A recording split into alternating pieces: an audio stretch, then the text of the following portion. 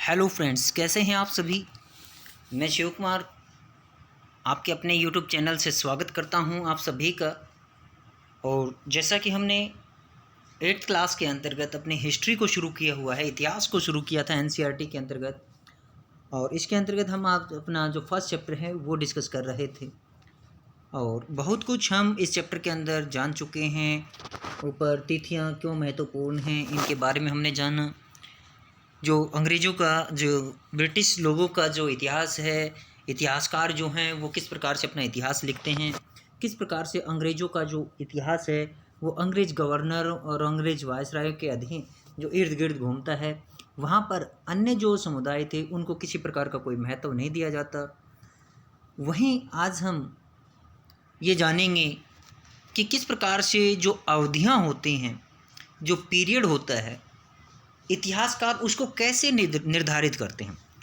यानी इतिहासकारों की नज़रों के अंदर जो समय होता है किसी भी घटना का, किसी भी साम्राज्य का, उसको वो कैसे निर्धारित करते हैं, उससे संबंधित जानकारियाँ कैसे वो हासिल करते हैं, किस प्रकार से इनका जो एक तरह से जो लेखा जोखा है वो तैयार करते हैं। तो आज इसी संदर्भ में हम बात करने वाले हैं कि तिथियाँ कैसे निर्धारित की जाती हैं, कैसे लोग अवधियाँ हैं उनको निर्धारित करते हैं, जो पीरियड है, ड्यूरेशन है, उसको कैसे। तो यहाँ पर हम एक प्रसिद्ध अर्थशास्त्री हुई थे स्कॉटलैंड के और राजनीतिक दार्शनिक भी अपने आप के ज़माने के रहे हैं, जेम्स मिल।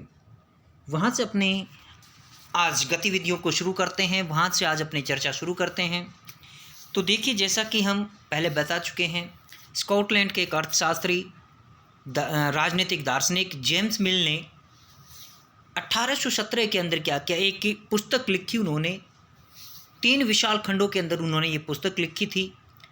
1817 के अंदर स्कॉटलैंड के रहने वाले अर्थशास्त्री, साथ ही साथ एक राजनीतिक दार्शनिक थे, यानी राजनीति के अंदर इन्होंने फिलॉसफी की हुई थी, राजनीतिक विचारधाराओं को ये अच्छे से पेश करते थे।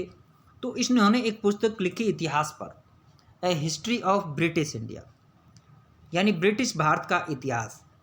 ब्रिटिश भारत के इतिहास का यहाँ पर मतलब ये हुआ कि जिस दौरान भारत पर अंग्रेज़ों का शासन चल रहा था, उस दौरान भारत के अंदर जितनी भी गतिविधियाँ हुई, जो भी हलचलें हुई, उन हलचलों पर किस प्रकार से अंग्रेज़ों का जो एक तरह से देखा जाए आधिपत्य स्थापित रहा, उन्हीं का वर्चस्व छाया रहा। जो भी इतिहासकार या जो भी अधिकारी होते थे उन्हीं के इर्द गिर्द जो है घटनाएं जो घूमती थी। तो इस पुस्तक के अंदर उन्होंने क्या लिखा, ये एक पुस्तक था, ए हिस्ट्री ऑफ ब्रिटिश इंडिया। ये एक पुस्तक थी ब्रिटिश भारत का इतिहास, यानी उस दौरान भारत के ऊपर अंग्रेज़ों का शासन चल रहा था। अंग्रेज़ लोग जो कि एक व्यापारी बन कर के आए थे, कैसे धीरे धीरे वो 1757 की जो प्लासी की लड़ाई थी, वहाँ से किस प्रकार से उन्होंने राजनीति के अंदर हस्तक्षेप करना शुरू किया। तो इस पुस्तक के अंदर, इस किताब में उन्होंने भारत के इतिहास को 3 कालखंडों में डिवाइड किया, 3 कालखंडों के अंदर विभाजित किया। और कालखंड क्या थे, एक हिंदू, मुस्लिम और ब्रिटिश, ये 3 कालखंड।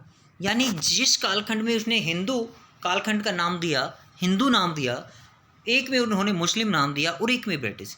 यानी कि यहाँ पर अगर जो देखा जाए तो जब हिंदू शासक थे, मान लीजिए वो हिंदू शासकों का अगर जो वहाँ पर वर्णन करना चाहता है, तो क्या उस दौरान हम सोचें, क्या मुसलमान शासक नहीं रहे होंगे किसी एरिया के अंदर?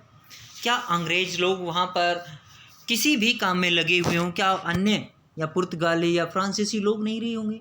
यानी कि हम इतिहास को किसी जाति विशेष पर, समुदाय विशेष पर, इस प्रकार से यदि हम देखते हैं तो इतिहास के अंदर बहुत सी कमियां हमें नज़र आने लग जाती।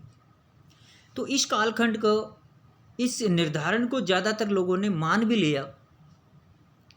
फिर क्या आपको भारतीय इतिहास को समझने के इस तरीके में कोई समस्या दिखाई देती है?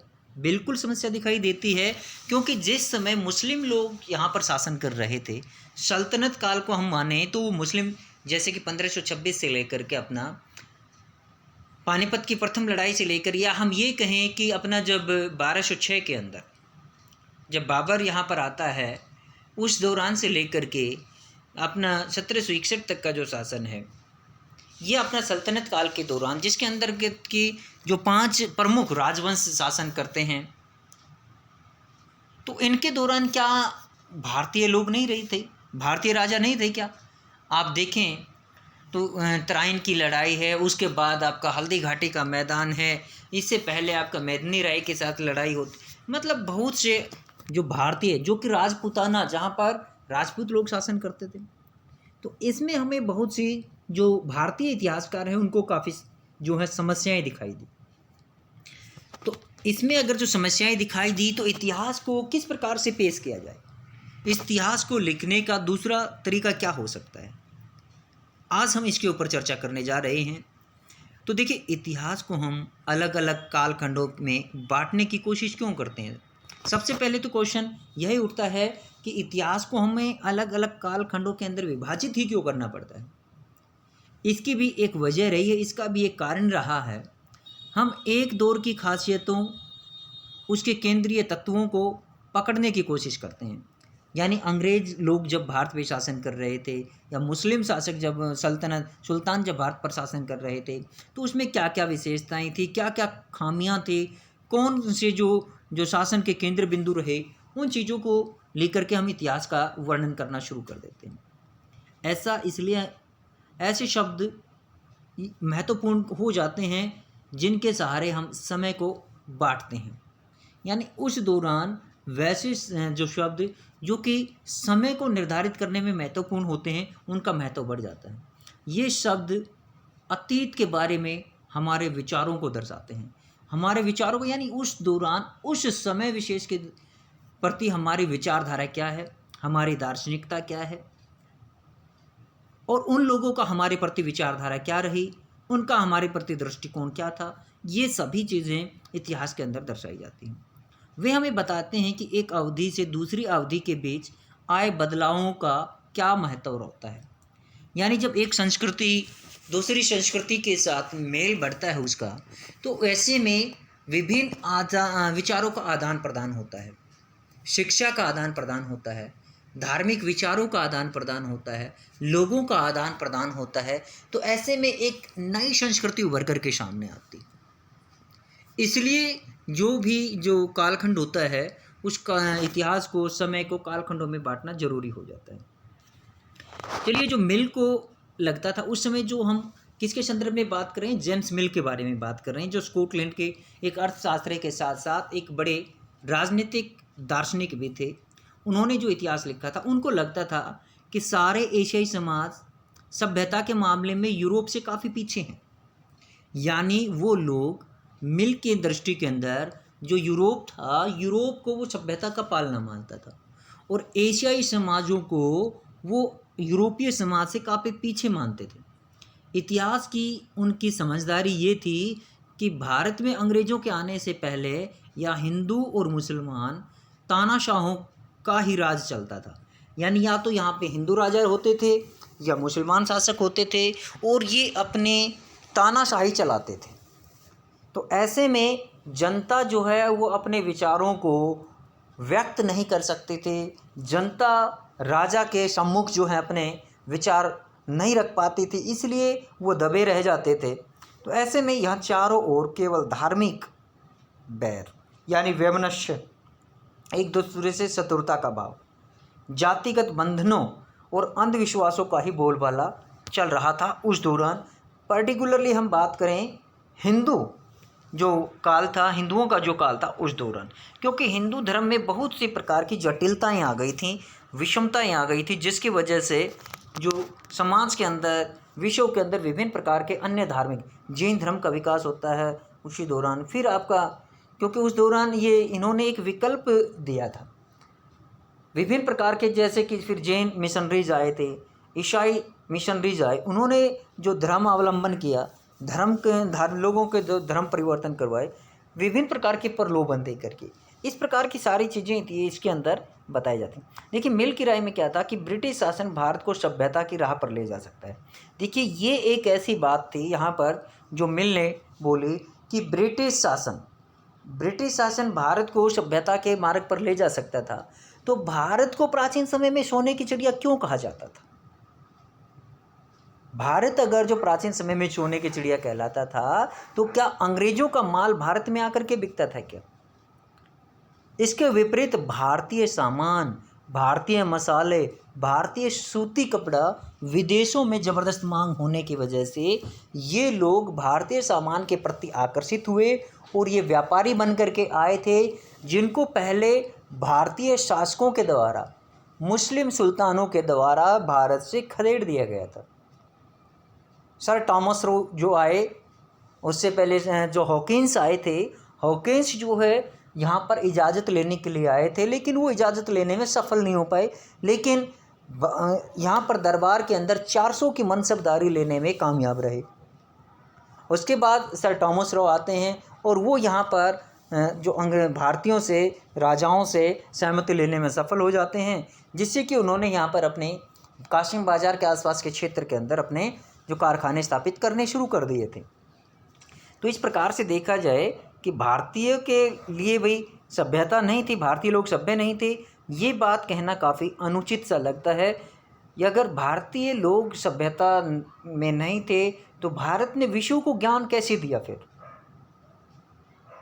भारत का प्राचीन ज्ञान विश्व के अंदर है, जीरो का ज्ञान भारत ने दिया, विभिन्न प्रकार सूर्य सिद्धांत सबसे पहले भारत ने दिया, ग्रहण कैसे लगते हैं ये भारत ने दिया, आर्यभट्ट, वराहमिहिर जैसे भारत के अंदर महान जो गणितज्ञ हुए हैं, दार्शनिक हुए हैं, खगोल शास्त्री हुए हैं।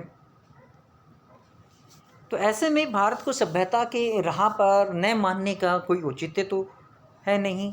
और यहाँ पर देखिए, इस काम के लिए ज़रूरी ये था कि अगर जो ये भारत को सभ्य बनाना चाहते तो क्या ज़रूरी था कि भारत में यूरोपीय शिष्टाचार, यानी यूरोपीय लोगों का जो एक लोगों के अंदर एक इस प्रकार की भावना तैयार की जाए कि वो अंग्रेज़ों को, यूरोपीय कंट्रीज़ के लोगों को सभ्य माने, कला संस्थानों और कानूनों को लागू किया जाए, यानी यूरोपियन जो भी शिष्टाचार, जो भी सिस्टम है उसको यहाँ पर लागू किया जाए, ऐसा सिस्टम तैयार किया जाए।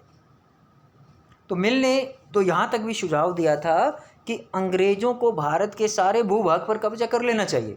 बाप रे बाप, भारत के पूरे भूभाग पर अगर जो कब्जा कर लेते तो फिर अंग्रेज़ यहाँ से जाने का नाम नहीं ले सकते थे भाई। देखिए, अंग्रेज़ों को जो कुछ भूभागों पर अंग्रेज़ों ने शासन किया हुआ था उसको यहाँ से भगाने में भारत को 200 वर्ष लग गए। अगर जो संपूर्ण भूभाग पर अंग्रेज शासन करते तो फिर भारत को एक तरह से हिंदुस्तान ने छोड़ करके इसको ब्रिटेन बना देते। सारे भूभाग पर कब्जा करना चाहिए ताकि जनता को ज्ञान और सुखी जीवन प्रदान किया जा सके। उनका मानना था कि अंग्रेज़ों की मदद के बिना हिंदुस्तान प्रगति नहीं कर सकता था। अरे हिंदुस्तान प्रगति नहीं कर सकता था तो यूरोपीय बाज़ारों के अंदर भारतीय सामान की डिमांड क्यों थी? क्यों यूरोपीय लोग भारत की खोज में निकले? क्यों यूरोपीय जहाज़ जो है भारतीय तटों पर जाकर वहाँ से सामान लाद लाद कर लेकर जाते थे? इतिहास की इस धारणा में अंग्रेजी शासन प्रगति और सभ्यता का प्रतीक माना गया। अब यहाँ से देखो, मिल ने यहाँ पर एक ऐसी धारणा पैदा कर दी, भारतीय लोगों के दिमाग में भ्रम पैदा हो गया कि वास्तव में क्या हम इतने लायक नहीं हैं? क्या हमारी सभ्यता जिसका बोलबाला था वो इतनी गिर गई? अंग्रेजी शासन से पहले सारा अंधकार का दौर था, क्योंकि भारतीय जो हिंदू धर्म था, अंग्रेजी शासन जो सुल्तानों का काल था, उसमें तरह तरह के आडंबर जो घर कर गए थे। इस तरह से अंग्रेज भारतीयों को दबा पाने में सफल रहे। क्या इस तरह की धारणा को स्वीकार किया जा सकता है? क्या हम भारत जब सोने की चिड़िया कहलाता था, क्या उस बात को भूल सकते हैं? क्या हम अपने दार्शनिकों को भूल सकते हैं?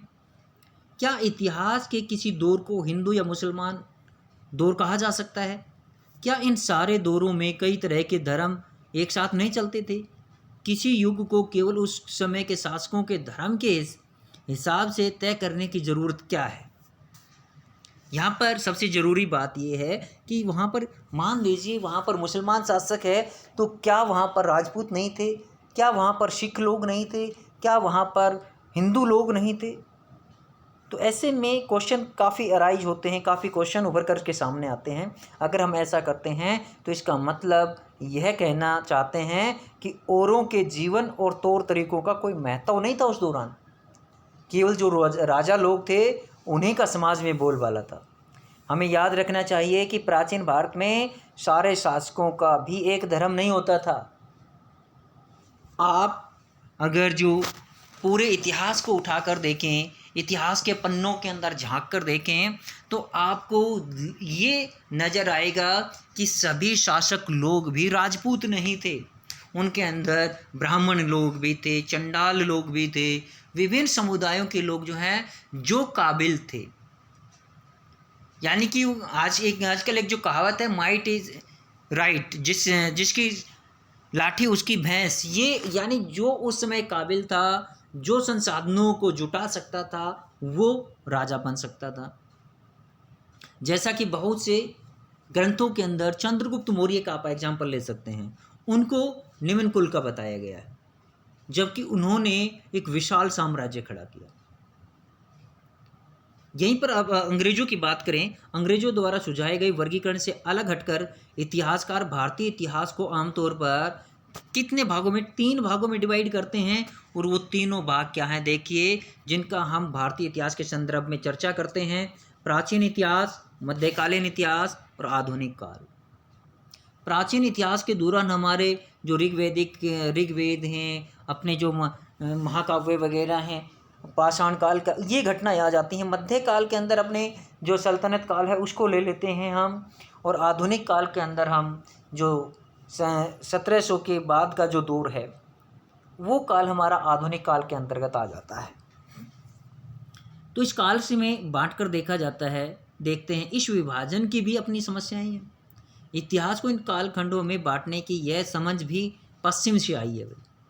पश्चिम में आधुनिक काल को विज्ञान, तर्क, लोकतंत्र, मुक्ति और समानता जैसी आधुनिकता की ताकतों के विकास का युग माना जाता है। देखिए, आधुनिक जो काल था उसको किसका काल माना गया?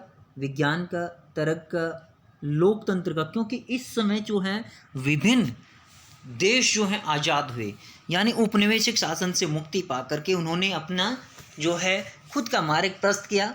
तो ऐसे में इसको आधुनिक काल की संज्ञा दी गई।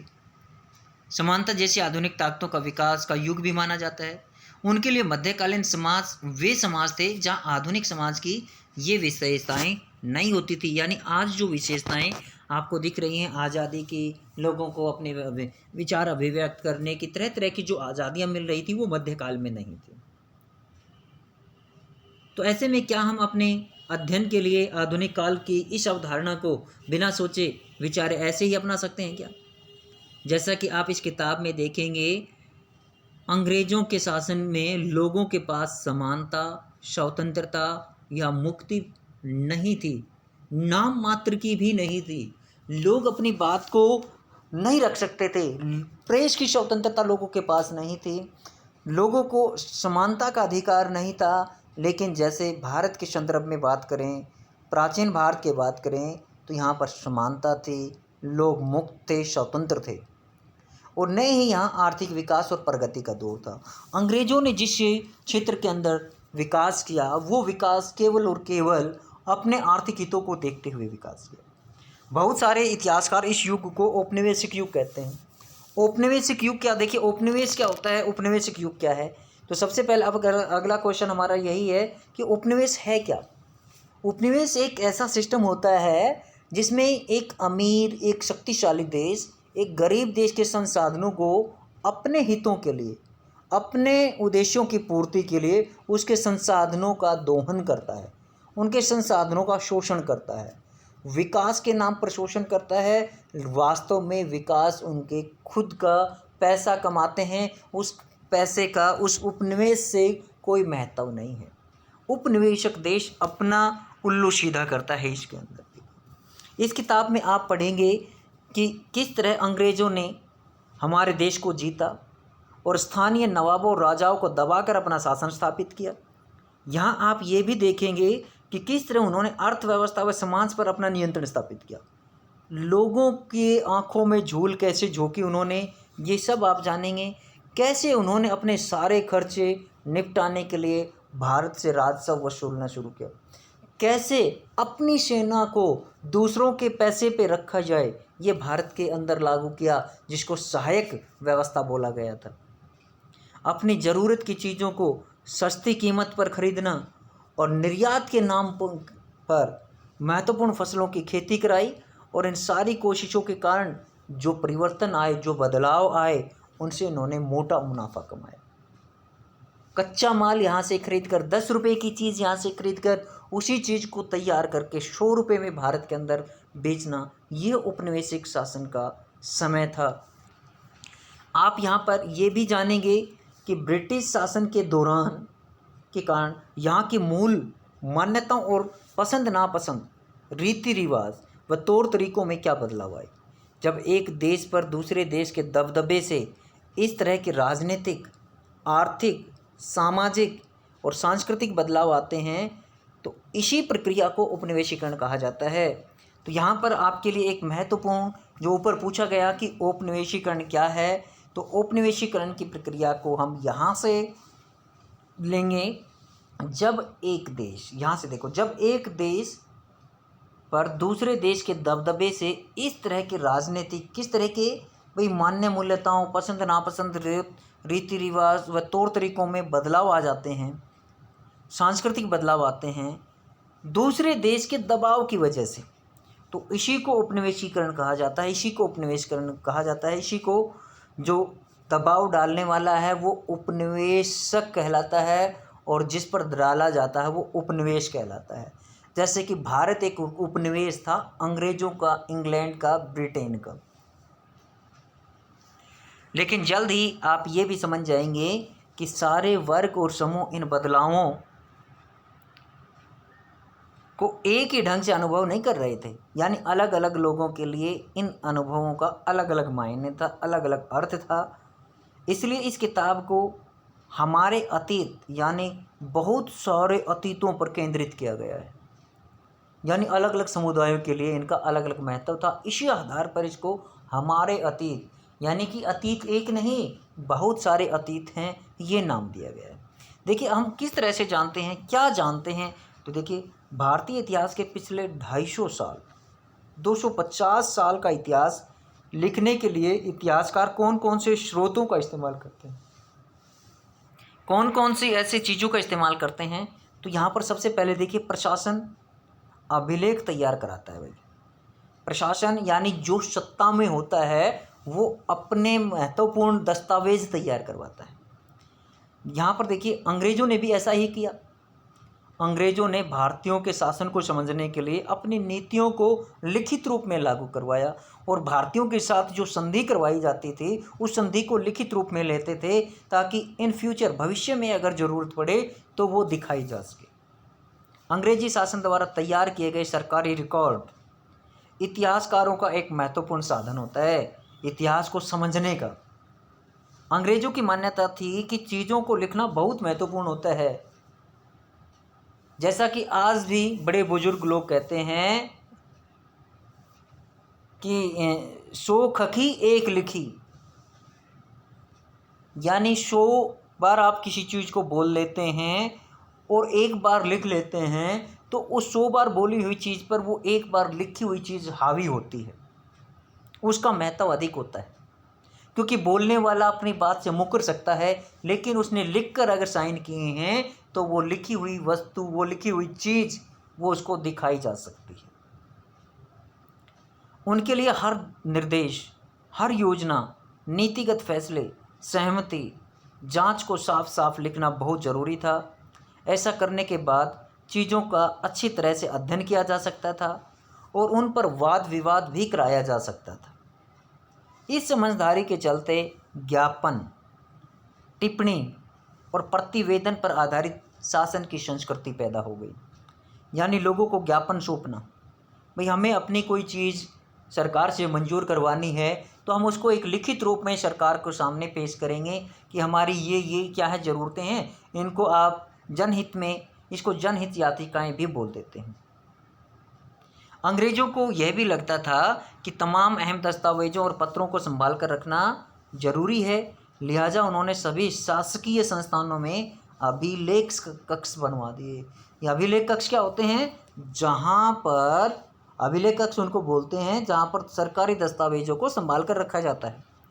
तहसील के दफ्तर के अंदर, कलेक्ट्रेट के अंदर, कमिश्नर के दफ्तर के अंदर, प्रांतीय सचिवालय, कचहरी, सबके अपने अपने रिकॉर्ड रूम तैयार करवा दिए इन लोगों ने। और जो सबसे महत्वपूर्ण दस्तावेज होते थे उनको बचा कर रखने के लिए एक अभिलेखागार स्थापित कर दिया। अभिलेखागार को इंग्लिश में आर्काइव बोलते हैं। आर्काइव बनवाए गए और आज इन्हीं को संग्रहालय जैसे संस्थान के नाम से जाना जाता है, इन आर्काइव्स को ही। 19वीं सदी की शुरुआत में देखा जाए तो प्रशासन की एक शाखा से दूसरी शाखा के पास जो पत्र, जो ज्ञापन भेजे जाते थे उनको भी आप आज भी अभिलेखागारों में देख सकते हो।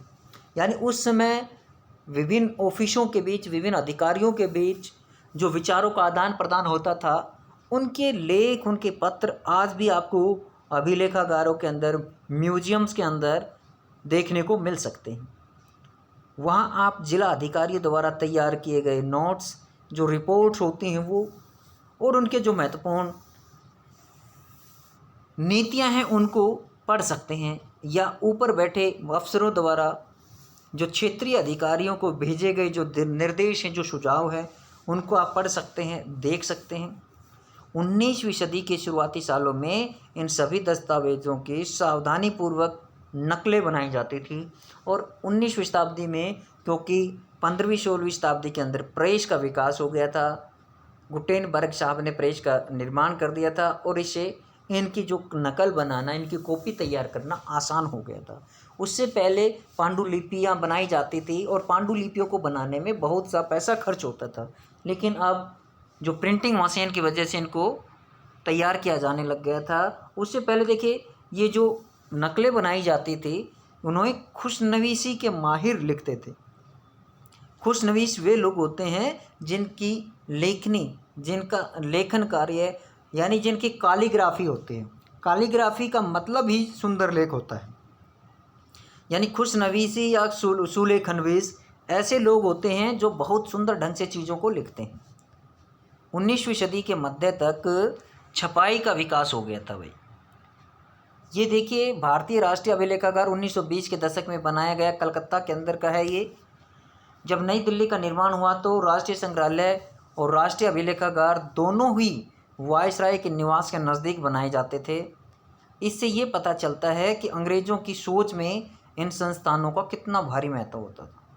ये संस्थान कितने महत्वपूर्ण होते थे, क्योंकि देखिए अंग्रेज़ों का जब ऑफिस कलकत्ता के पास होता था तो पहले कलकत्ता के अंदर म्यूजियम बनाया गया था, लेकिन जब 1911 के अंदर कलकत्ता को राजधानी से हटाकर दिल्ली राजधानी बनाया गया तो म्यूजियम को भी वहाँ पर शिफ्ट किया गया था।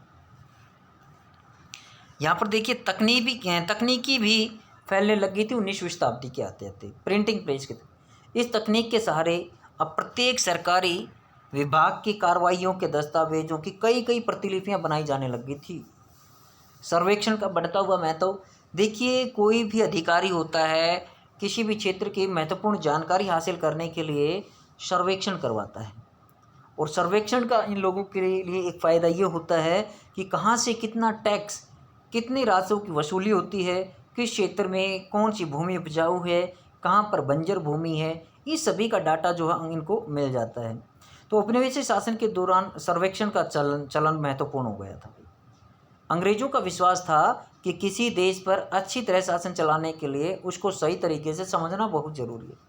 यदि किसी देश को हम अपने अधीन करना चाहते हैं तो उसकी संस्कृति को समझना बहुत ज़रूरी है। लोग क्या चाहते हैं, उसकी संस्कृति को हम कैसे प्रभावित कर सकते हैं, इन चीज़ों को जानना बहुत ज़रूरी था। तो यहाँ पर देखिए 19वीं सदी की शुरुआत तक पूरे देश का नक्शा जो है तैयार करने के लिए बड़े बड़े सर्वेक्षण किए जाने लग गए थे। गाँव में राजस्व सर्वेक्षण किए गए। इन सर्वेक्षणों में धरती की सतह, मिट्टी की गुणवत्ता, वहाँ मिलने वाले पेड़ पौधों और जीव जंतुओं तथा स्थानीय इतिहासों, फसलों का पता लगाया जाता था। अंग्रेज़ों की राय में किसी इलाके का शासन चलाने के लिए इन सारी बातों को जानना बहुत ज़रूरी था। जनता क्या चाहती है, जनता कितनी टैक्स देने में माहिर है, जनता के पास, क्योंकि जिस जनता के पास आमदनी कम है वो राजस्व कहाँ से देगी। तो राजस्व वसूलने के लिए उन लोगों की दिनचर्या, उन लोगों का खान पान, इन सभी चीज़ों को जानना बहुत ज़रूरी था। 19वीं सदी के आखिर से हर 10 साल में जनगणना भी की जाने लग गई थी। जैसे कि जनगणना का हमने बताया, पहली बार जनगणना 1872 में शुरू हुई लॉर्ड मेयो के समय, लेकिन 1881 से लॉर्ड रिपन के समय से नियमित जनगणना जो है वो शुरू हो जाती है। तो जनगणना के जरिए भारत के सभी प्रांतों में रहने वाले लोगों की संख्या उनके सामने आ गई, उनकी जातीय लोगों के सामने आ गई, इलाके और व्यवसाय के बारे में सारी जानकारियाँ इकट्ठी हो गई।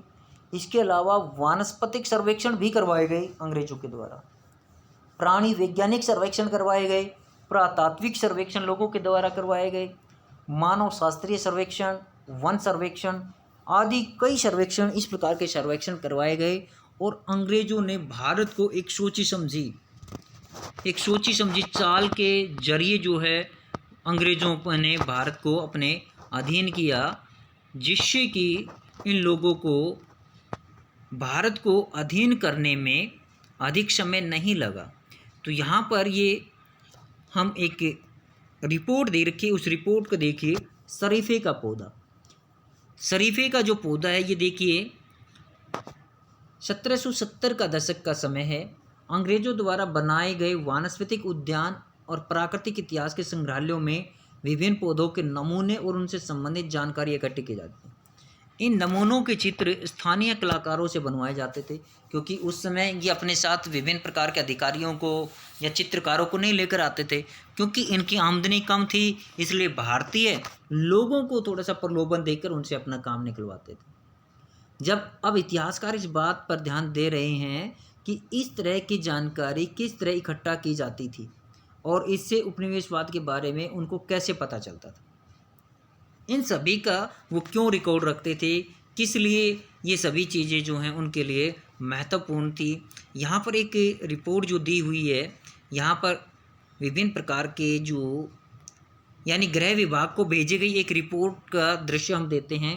यहाँ पर सन 1940 में भारत की औपनिवेशिक सरकार शाही भारतीय नौसेना के जहाज़ों में सिपाहियों की बगावत को कुचलने का प्रयास कर रही थी। देखिए 1940 जब कैबिनेट मिशन भारत आता, उस समय का ये बता रहा है। तो बंदरगाहों की रिपोर्ट जो है वो गृह विभाग को भेजी थी। तो गृह विभाग को जो रिपोर्ट मिल रही थी उनके कुछ नमूने यहाँ पर हैं। यानी मुंबई से देखिए, मुंबई एक पोर्ट है, अपनी बंदरगाह है। इस बात का इंतजाम कर लिया गया है कि सेना जहाज़ों और दफ्तरों पर कब्जा कर ले। शाही नौसैनिक जहाज़ अभी भी बंदरगाह से बाहर ही हैं।